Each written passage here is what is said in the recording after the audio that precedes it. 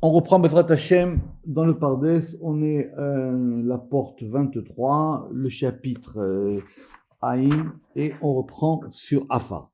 Alors, il faut faire attention, évidemment, Afar, on va traduire comme étant la poussière, mais c'est quoi la poussière? Alors, c'est quoi la poussière? La poussière, en hébreu, il faut distinguer, coupez-moi les micros s'il vous plaît, il faut distinguer entre la poussière et entre Afar, Efer et Avak. Ce sont trois mots similaires mais qui n'ont pas du tout le même sens. On va essayer de voir ça un peu plus clair aujourd'hui. Donc Afar avec un Aïn, ça correspond à la Midat Amalchut. Et elle s'appelle Afar. Donc pour le moment, on va dire que ici c'est de la poussière, mais c'est de la poussière de terre. Pourquoi? Qui ken ou sod yesod afar, parce que déjà premièrement ça fait partie des quatre éléments. Vous savez les quatre éléments connus, ce qu'on appelle les yesodot, et ce qu'on appelle les quatre yesodot alionim supérieurs, que des pirachnou besharim akodmim, comme on a expliqué dans les chapitres précédents. Et donc de ce point de vue-là, c'est plus la terre. D'ailleurs c'est pour ça que vous savez qu'en hébreu c'est pas exactement les mêmes termes, hein. D'accord? C'est esh, maïm, ruach. Ruach, c'est plutôt le vent, mais on traduit par l'air, enfin dans les quatre éléments. Et Afar, c'est plus la poussière que la terre. En tout cas, on va dire que c'est, parce que c'est vrai que quand on dit la terre en hébreu, ça désigne aussi le bloc. Alors ici, c'est plutôt de la terre meuble. D'accord? Mais c'est vrai aussi qu'en français, quand on dit la terre, c'est à la fois la terre, comme la terre d'Israël, mais c'est aussi à la fois la terre, le matériau. En tout cas, ici, Afar, c'est clair que c'est de la terre. Vechen iose perot. Et donc, c'est fertile. Alors, quand en français, on traduit par la poussière, on voit pas vraiment comment est-ce que quelque chose puisse pousser de la poussière. D'accord? Donc ça, c'est très important. Donc Afar, c'est quelque chose qui est lié à la malchoute, mais la malchoute en tant qu'elle produit des choses, en tant que c'est fertile. Aose perot. Et donc il faut que on voit ça dans Parashat Vaishlach. Pourquoi? C'est un sujet passionnant, c'est un zohar extraordinaire, c'est la fameuse lutte de Jacob avec l'ange, ou en tout cas comme ça qu'on l'interprète.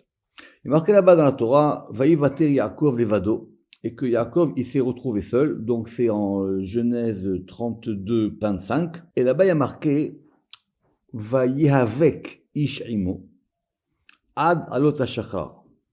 En général, on traduit qu'un homme s'est battu avec lui, ad alot hashachar, jusqu'au lever de l'aube. Mais là-bas, le Zohar il fait remarquer que Vaïhavek, ça vient du Milachon avak. C'est quoi avak? Avak, c'est vraiment la poussière. En hébreu, un aspirateur, c'est un shoev avak. C'est quelque chose qui aspire la poussière. Et le Zohar là-bas, il fait la différence qu'il y a entre avak et afar. Pourquoi, d'après le Midrash, on va pas refaire ce Zohar, j'espère que vous pourrez le faire tout seul. C'est le Zohar, il raconte que, c'est le Midrash, il raconte que la poussière comme ils sont battus, donc ça fait monter de la poussière, et que cette poussière, elle est montée jusqu'au trône, verroulée. Mais le Zohar là-bas, il fait la différence qu'il y a entre les deux. D'accord. Et, évidemment, il y a aussi Afar, et Afar, c'est vraiment la cendre. C'est-à-dire quelque chose qui a été brûlé. Donc, en tout cas, Afar, ça produit des fruits. Avak, le Zohar là-bas, il est entre les deux. Et en tout cas, ce qui a été brûlé de la cendre, c'est clair que sur la cendre, on peut rien faire pousser. D'accord? C'est très important d'avoir ces notions claires. Je reprends. Il y a Avak, Afar, Efer et Afar. Efer avec un Aleph, Afar avec un Aïn. C'est très important d'avoir bien ces mots parce que c'est vrai que des fois on passe très très vite. Là, on passe très très vite là-dessus et on fait pas attention. Tant qu'on y est, Ramak ne le ramène pas ici, mais il ramène que, vous savez, ce fameux verset qu'on dit quand on enterre quelqu'un, on dit parce que tu viens de la poussière et tu retournes à la poussière. D'accord? Ve'el afar tashuv. Alors Ramak explique là-bas que donc il y a deux poussières. parce qu'on ne revient pas au même endroit où on était, on va dans un autre endroit. C'est de là que ça vient, que donc Viesh Mishipiresh Afar Gamket Babina. Mais le Ramak ici, il va très très vite. Pourquoi? Parce qu'il y a un Afar de Malchut et un Afar de Bina. Quand on dit de quelqu'un que tu viens de la poussière, évidemment, parce que l'homme, il était créé à partir de Afar Aretz. L'homme, il était créé à partir de la poussière de la terre. Quand on dit là-bas, et tu retournes à la poussière, c'est pas la même. Donc c'est de Malchut à Bina. Et dans le Zohar, dans Parashat Nasso, et dans Parashat Balak, à propos du verset où on va parler de Yaakov, Mimana Afar bi Yaakov, qui est-ce qui peut compter la poussière de Jacob? Là-bas, Piresh qui Afar em kochot adin, que Afar là-bas ce sont les forces de rigueur qui sont dans la Malchut. Besod adin, dans le mystère de la rigueur, chez I a Bechina à Tartona, qui correspond donc au dernier degré de la Malchut, Asher là qui a elle. Besod à Techelet, dans le mystère de Techelet, Vezeu Afar Shiutarton. Alors, ça va me permettre de faire une mise au point. Quand on veut lier le langage au sphiroth, d'accord, c'est comme si vous preniez une pierre précieuse et vous allez la regarder de différentes manières. J'ai expliqué ça 200 fois, mais apparemment ça rentre pas. Ça veut dire que, en fonction de la lumière de la chose, vous allez la voir différemment. Donc, la Malchut, elle peut être 1000 choses et différentes. Ça peut être des fois la poussière, ça peut être des fois, on verra le champ, ça peut être des fois plein de choses. Donc, il faut comprendre que c'est dynamique. C'est ça que le Ramak il a compris. Il faut comprendre que ça va dépendre de l'aspect par lequel on regarde. Et ça va dépendre aussi, par exemple, de comment cette chose-là, elle reçoit son influx. Donc, il y a un aspect de la Malchut, c'est ça qu'il dit, à Bechina Tartona, il y a un aspect de la Malchut, ou qui est son dernier aspect, dans le mystère de Techelet. Pourquoi? C'est quoi le Techelet? Le Techelet, vous savez très bien que c'est cette fameuse couleur. C'est pas du bleu azur, mais ça c'est une autre question. C'est plutôt un bleu nuit, d'accord? C'est cette fameuse couleur du bleu nuit avec laquelle on teintait l'un des 4 fils des titites et qu'on devait mettre sur les titites, d'accord? Bon, on le fait plus, pourquoi on le refait, etc. C'est une autre question, on va pas rentrer là-dedans. Mais c'est quoi cette notion de Techelet? Le Arizal il dit que le Techelet c'est le din absolu. C'est-à-dire que c'est quelque chose qui est très très digne. C'est le digne le plus dur. C'est pour ça qu'il faut faire attention. Le Arizal, il dit là-bas dans Sharak Havanot que c'est la raison pour laquelle aujourd'hui on met plus de Techelet. Parce qu'il dit c'est trop de digne, ça serait insupportable. Bon, pourquoi il y en a qui le mettent encore aujourd'hui, c'est encore une autre question. Mais, c'est-à-dire c'est l'aspect inférieur de la Malchut. Asherla besol a Techelet. Et d'ailleurs, Techelet, on le verra quand on arrivera à Tav, si Dieu veut. Vechen, otam kochot adin. Et donc, ces forces-là de rigueur, aiment les matas, elles sont donc en bas. Bebechina tartona, dans leur aspect inférieur. Ken nidber sham, et s'expliquer ainsi. Ve'im ken, besod bechinazo. Vous avez remarqué que le Ramak, il a employé bechinat 3 fois là. Ça veut dire quoi, Bechina? Ça veut dire c'est l'aspect de la chose. Elle a un aspect. Donc, effectivement, sous un certain aspect, quand on voit les choses d'une certaine manière, la Malchut, elle s'appelle Afar. Ben ça l'air. Donc, si on voit les choses j'allais dire, dans cette optique, Tikra a Malchut Afar. Vous avez vu comment il est prudent. Ve'imken, et si c'est ainsi, Besod Bechinazo, dans le mystère de cette particularité-là, la Malchut, on pourra l'appeler Afar. Et dans Parashat Bereshit, il expliquait, le Zohar, que la Malchut, elle s'appelle Afar, Besha'at Yenikata Minatiferet, lorsqu'elle est dans un mode particulier, où elle va recevoir son influx de Tiferet, et Tiferet, il s'appelle Ofer. C'est quoi Ofer? On l'a vu plus haut. Vous vous rappelez c'est quoi Ofer? Ofer, c'est le fameux fan. D'accord? F-A-O-N. Exactement.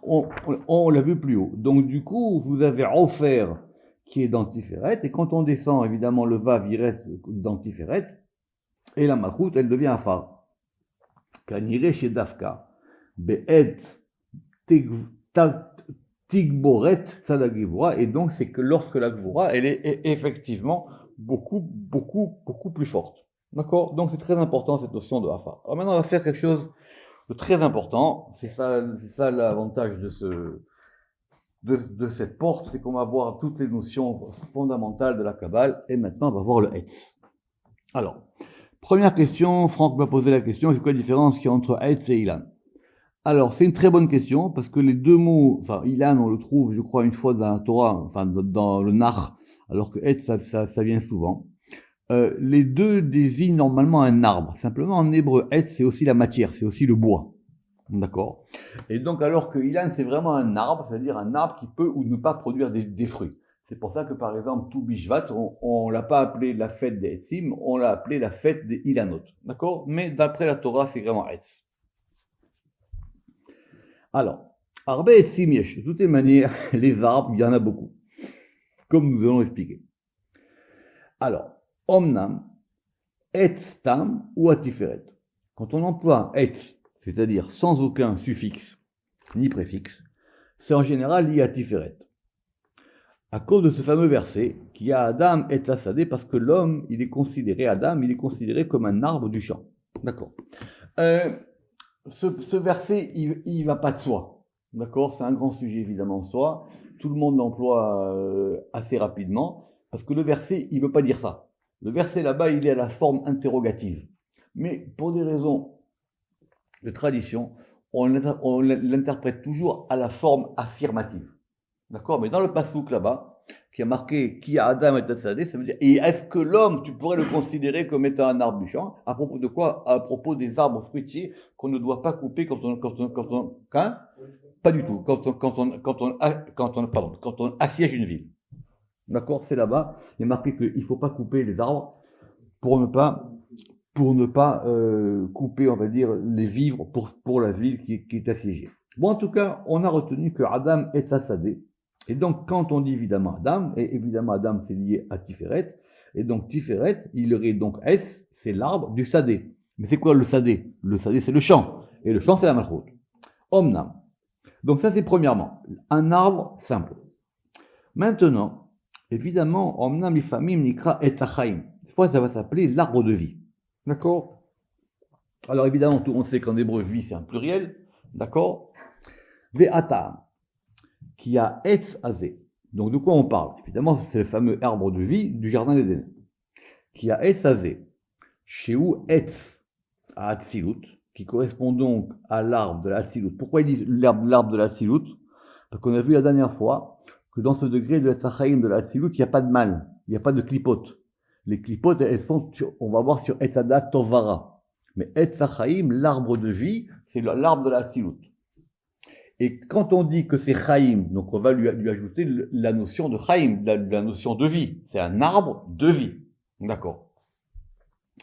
Yonek à Chaim, ça veut dire que cet arbre-là, il va donc puiser des vies. Or, les vies, elles proviennent d'où? De Chorma. Vechen Piresh Bazoa, et c'est ainsi que je l'ai expliqué dans le Zohar. Mais comment Rabib dans de nombreux endroits, ou Biprat dans le Réamemna, et en particulier dans le Réamem de Shemot, vous les Shonot, et voilà qu'est-ce qui est marqué là-bas. Etz Achaim Tiferet, l'arbre de vie, c'est Tiferet. Chaim Dile, donc les vies de cet arbre, c'est Chochma et Bina. D'accord? Très bien. Or, il vient de dire quoi le Ramak, il vient de dire ici, une ligne avant, que le Chaim c'était Chochma. Pourquoi il dit ça? On l'a déjà vu plusieurs fois, il faut voir à l'article Chaim, parce que les vies, elles proviennent et de Chochma et de Bina. D'accord? Le fameux verset, à savoir que la vie, c'est lié à la Chochma. Quelqu'un qui a de la sagesse, il est lié à la vie. Et c'est aussi Bina, parce que c'est Bina qui est pourvoyeuse de vie. Donc c'est pour ça que le Zohar ici, il a dit, Chaim Dile, donc ces vies de cet arbre, c'est Chochma et Bina. Donc l'arbre, il est Tiferet, mais lorsqu'il est connecté à Chochma et Bina, il devient arbre de vie. Donc vous avez un arbre simple, Et quand il est connecté à ces deux flux de Chorma et Bina, il s'appelle arbre de vie. Vechen piresh batikunim, et c'est comme ça qu'on expliquait dans la Tikkunim. Mais maintenant, le Midrash nous dit, ve'alav ne'emar, sheu ma'alach takshana, que cet arbre-là, il a une distance de tak. Ça fait combien de tak? 400 et 100, 500. Il a une distance de 500 ans. Tellement il est haut, il faut 500 ans pour parcourir tout cet arbre-là. Et ça correspond à quoi? Évidemment, 500 c'est 5 fois 100. Shiu chamesh sefirot. Donc ça correspond à 5 sefirot. Kol echad kalul me'eser ve'eser me'eser. Et chacune, elle est composée de 10 fois 10. 10 fois 10, 100 fois 5, 100. Donc cet arbre-là, qu'est-ce qu'il a? Il contient en lui tous les 5 degrés.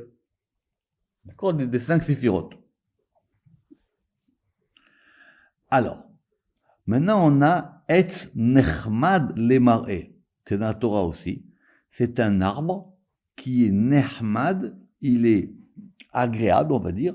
Comme on dit en hébreu, quelqu'un qui est Hamoud, il est mignon. Lemar'e, il est agréable à la vue. C'est un bel arbre. D'accord? À propos de qui on a dit qu'il est Nechmad Lemar'e, c'était Yosef. Mais chez Yosef, où il est fait Toar et il est fait maré. Ce qui est marqué au début quand on va décrire Yosef, à savoir qu'il est beau d'aspect et il est beau de stature. C'est comme ça en général qu'on traduit. Et évidemment, tout ce qui s'applique à Tiferet pouvant s'appliquer à Yesod qui est Yosef, et à Tiferet Gamken, Nikra es Nechmad. Pourquoi? Les filles chez beau, parce que dans Tiferet, on va retrouver cette notion de beauté. Yofi amarot.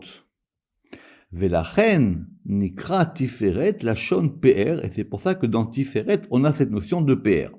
Parenthèse. Évidemment, on verra dans Tiferet.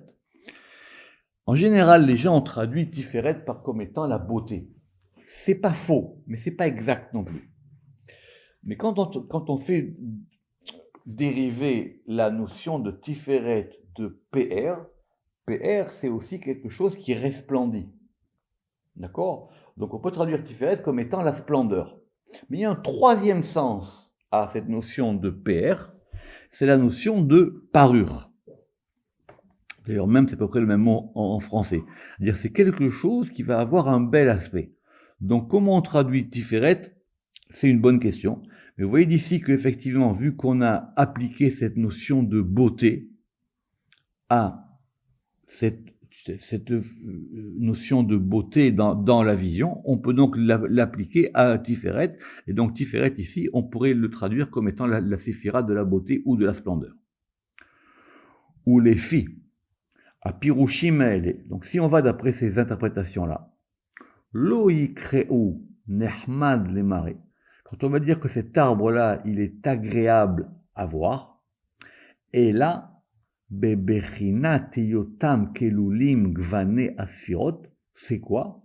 C'est c'est-à-dire lorsque on voit cet aspect particulier, que les couleurs des sphirotes vont se dévoiler en lui, ou mitgalim bahem, ou mitraim bahem, et vont se montrer en lui, soit dans Yesod, soit dans Tiferet.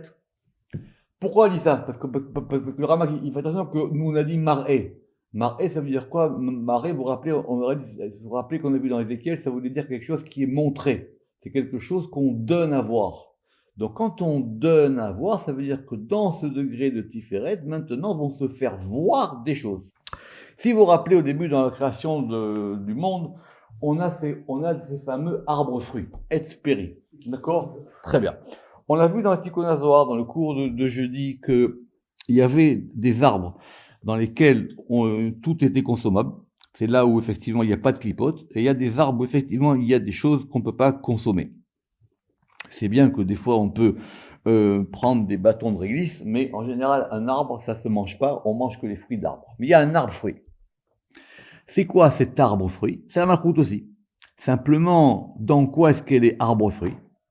Venikret etzperi, mipneshi ailan. Vous voyez bien qu'ici on est passé de etz ailan. Parce que elle est un arbre. Chez Sham perot veneshamot. et dans lequel les fruits et les âmes, anishpa'im betocha mimala, dans lesquels vont maintenant être influés tous les fruits et des choses qui viennent de plus haut. Et c'est comme ça, c'est expliqué dans Zohar, dans Parashat Vayechi.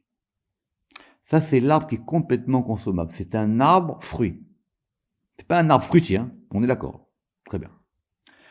Alors, maintenant, le Etz Hadat Tovara. Alors, Etz Hadat Tovara. Vous avez 4 mots. D'accord? Etz, c'est l'arbre. On a vu c'est Tiferet. Da'at, c'est la connaissance. C'est l'arbre de la connaissance. Tov, du bien. Vara et du mal. D'accord? C'est seulement, il voulait qu'à un moment qu'on traduise arbre de la connaissance, bien et mal. C'est vrai que le vav en hébreu, il peut dire les deux. Etz Hadat Tov Vara.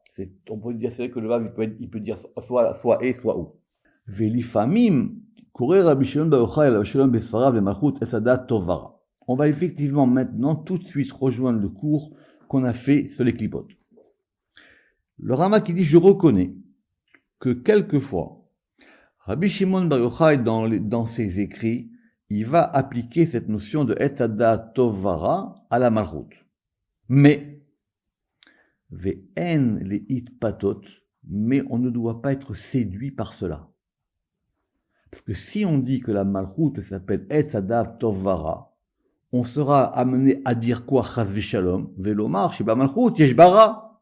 Alors on va dire que dans la Malchut, il y a du mal, ce qui est le contraire même de la notion de Hatzilut, ce qui est le contraire même de la notion de Sphira. Il n'y a pas de mal dans les Sphirotes. Donc ça, vous vous rappelez, et c'est tout l'objet du chapitre 6 qu'on a fait dans Sharat Morot. D'accord? Il faut le refaire ce chapitre. Tout l'objet là-bas. Donc il dit, je reconnais, c'est vrai, que certains textes du Zohar, on pourrait penser que, et la vérité c'est assez clair, que Rabbi Shimon il dit que Etz Hadat Tovara c'est la Malchut, mais le Ramak il dit pas du tout. Qui Shem Ze Mushal, c'est simplement par homonymie, on va dire, ou c'est simplement par emprunt. On a emprunté un terme pour un autre. Qui Shem Ze Mushal ba. Pourquoi? Mipne shetartea atovara. Parce que c'est en dessous de la Malchut qu'on trouvera le bien et le mal. Au niveau de la Hatzilut, au niveau des Sphirot, il y a pas ni bien ni mal. Ça n'existe pas, ça. Il y a que de la vie. Eh oui. Pour rappeler ce Zohar qu'on a fait, le fameux Zohar qu'on a fait au début du chapitre 6. Donc maintenant, on avait 4 mots, on en garde 2. On a Etz Hadat. C'est quoi Etz Hadat? Etz Hadat, c'est la Malchut, Sheu Etz, qui est donc un arbre, Mityared imada'at ha'elyon, qui va s'unifier avec le Da'at supérieur. Sur le Da'at, je ne vais pas vous refaire tout le début du Pardes, j'espère que c'est clair.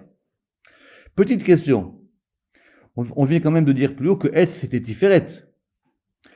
Alors, Etz Hachaim, c'est Tiferet, ou Etz en général, c'est Tiferet, mais effectivement, c'est pas clair ici.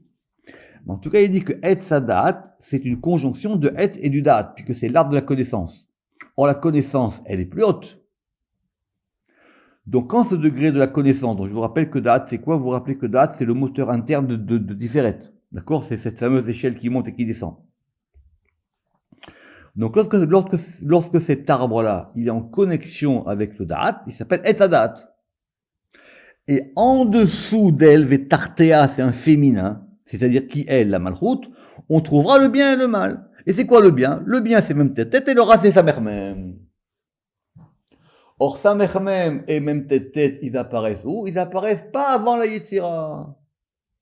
Donc, le Ramak, il est clair avec lui-même. D'accord? Je dis pas que d'autres diront comme lui. Mais en tout cas, c'est clair pour lui. Donc, Etz Hadat, donc il y a 2 choses. Il y a l'arbre de la connaissance, comme si, c'est un sujet vraiment très très important. Comme si, il y a la connaissance, et après il y a la connaissance du bien et du mal. Mais quand on dit le bien et le mal, comme dit mon frère, on est dans une dualité. Or, si on est dans une dualité, on est dans un système binaire. Or, le système binaire, il peut pas apparaître plus bas, ou en tout cas, il est au moins dans Yetzira. Parce que si tu dis alors c'est ça c'est le bien et ça c'est le mal, et c'est toute l'histoire qu'on connaît, il faut passer par le bien pour connaître le mal et le mal, blablabla, tout ça, d'accord, ça c'est qu'un aspect des choses. Il y a Etz Hachaim, il y a Etz Hadat, et Etz Hadat, en dessous il y a le Tov et le Ra. D'accord? À tel point que le Ramak, dans son commentaire sur Bereshit, il dit que l'interdit qu'il y avait de consommer l'arbre de la connaissance du bien et du mal, c'était uniquement de consommer le côté mal de l'arbre. Parce que dans l'arbre, il y avait un côté bien et un côté mal. Donc la question, elle est claire, parce que là-bas, le verset, il dit « L'otochal mimeno ». Tu ne mangeras pas, littéralement, une partie de lui. C'est pas l'arbre. Il dit que tout l'interdit, c'était simplement de toucher au côté mal de cet arbre. Mais le côté bien, personne ne pouvait interdire de le manger. D'accord? Ça, c'est un grand cri du Ramak, il n'y a que lui qui peut dire ça. Encore une fois. D'après le Pshat, nous on comprend qu'il y avait deux arbres. Un qu'on peut manger, un qu'on peut pas manger. D'accord? Très bien.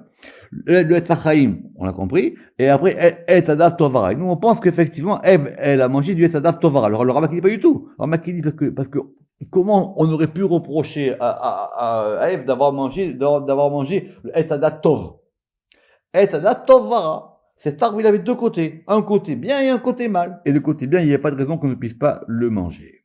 Et c'est ainsi que le Rashbi, il a expliqué dans le Tikkunim.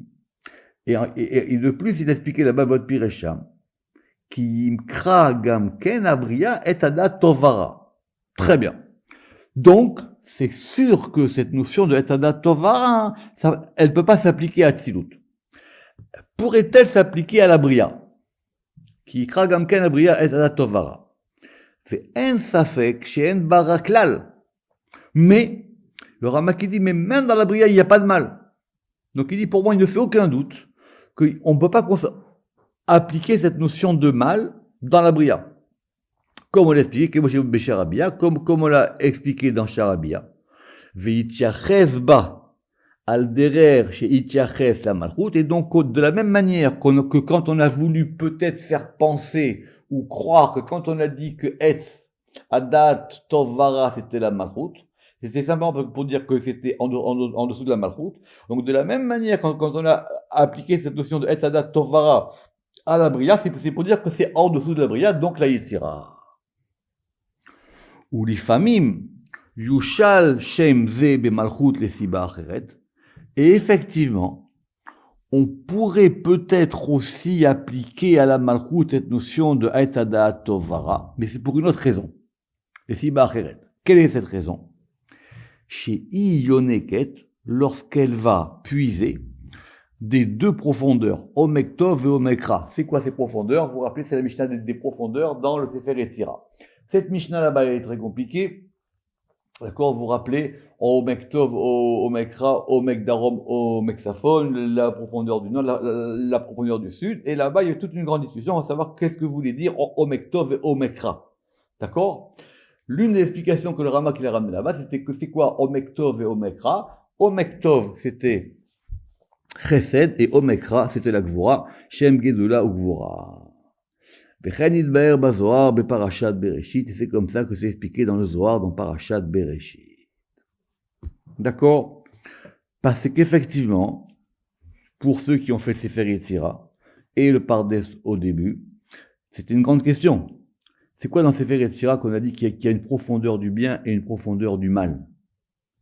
Alors quoi, le Sefer Yetzira, déjà, il a envisagé la notion de mal. Il avait dit que c'était le lieu d'où provenait le mal. Mais le fait de là d'où il provient, c'est pas là où il est. Or, c'est quoi la racine de la racine de la racine de la racine du mal? Ce sont les gvurot. Mais c'est pas du mal mamash. Très bien. Alors maintenant, comment on plante un arbre? Comment on plante un arbre?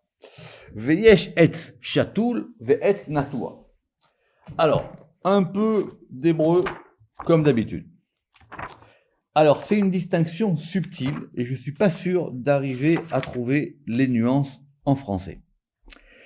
Alors, la netia, en hébreu, c'est le fait de, avec aïn, c'est le fait de planter quelque chose. C'est vraiment planter, d'accord, noter. Et la shetila, c'est aussi une manière de planter. Mais ce sont deux plantations différentes. Alors, je vais voir dans le dictionnaire comment est-ce que ces difficultés-là ont été levées ou pas. Une chétila, c'est presque même j'allais dire, c'est presque un implant. Comprenez, c'est-à-dire que vous plantez pas la chose. Comment on dit en jardinage? Une bouture, voilà. D'accord, c'est le fait de bouter. Or, le fait de bouter, c'est pas la même chose que planter. Peut-être qu'on peut dire comme ça. C'est là que lui il dit que c'est planter ou transplanter. D'accord? Mais ça c'est la chétila. Mais la netia, c'est pareil apparemment, mais justement c'est ici maintenant qu'on va voir qu'il y a une différence. C'est faux, pourquoi? Parce qu'il y a donc deux types d'arbres. Il y a un arbre donc qui est chatoul et il y a un arbre qui est natoua. Chatoul ou misitra des mêmes tête-tête. C'est du côté de même tête-tête. Pourquoi? Des itbe akira ve'anacha. Parce que c'est quelque chose qu'on peut déraciner et replanter. C'est ce que je dis. On l'enlève et on le remet. C'est-à-dire que des fois, on va maintenant le déraciner de la sainteté. Et des fois, on le met du bon côté. C'est-à-dire, cet arbre-là, des fois cet arbre-là, il va recevoir une lumière d'en haut. Et quelquefois, il ne reçoit pas de lumière d'en haut. Donc c'est un arbre intermittent. Il est entre les deux. Quelquefois, il est uni avec la shrina. Ou les familles, l'eau. Et quelquefois, non. Comme on l'expliquait dans Charabia. Aval, etz natua, mais un arbre qui est donc pas bouté, mais qui est vraiment planté, ça c'est Tiferet. Parce que Tiferet, lui, il bouge pas. Et il est dans un rapport permanent avec l'unification. Besod temidut ayichud. Comme il est marqué, Ani Hashem vani rish. Je suis le premier et je suis le dernier. Ani rishon v'necharon ukvodi l'acher lo eten. Et je ne donnerai pas bon honneur à nous qu'à autre. C'est-à-dire que ça bouge pas. Ou les chen, les olam, ou natua. Et donc lui, il bouge pas. C'est ça qu'on va dire en français, je suis un arbre. C'est-à-dire, je bouge pas. D'accord? Il bouge pas. Il est sur ses pieds, il bouge pas, il est indéracinable. Ça, c'est l'arbre natua. Alors que la chétila, ça vient de même tête-tête. C'est-à-dire de la dualité. Un coup oui, un coup non, un coup oui, un coup non. Très bien. On va terminer avec Eitsev ve Itzavon. Eitsev et Itzavon, c'est quoi? Eitsev et Itzavon, pour ceux qui se rappellent, c'est le fameux épisode de comment est-ce que le père de Noé, il a nommé son fils. D'accord? Pour rappeler, c'est un très beau Zohar. De là, on apprend comment on nomme les enfants. De là, on apprend d'où ils viennent les noms des enfants. Comment est-ce que les parents, ils savent pas, mais c'est Dieu qui leur dit comment ils doivent appeler leurs enfants. Et donc, le père de Noach, il savait pas comment appeler son fils. Vous vous rappelez de l'histoire ou pas? Ça serait bien? Il savait pas comment appeler son fils. Alors tout d'un coup, il a eu une espèce de déclic comme ça. Et c'est à la fin de Parashat Bereshit, en 5:29. Et il a eu, on va dire, un flash. D'accord? Il a eu un flash. Et il s'est dit, voilà. Et il a dit, Vaikra et Shemo Noach. Il a dit, tiens, je vais l'appeler Noé.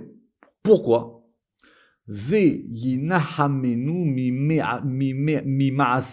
que celui-là, il nous consolera mimaasenu de nos actions, ou me'izbon yadenu, et alors izbon c'est notre terme ici, c'est de la peine, mais c'est plus que de la peine, même on pourrait dire du fardeau, de la peine, du tracas de nos mains.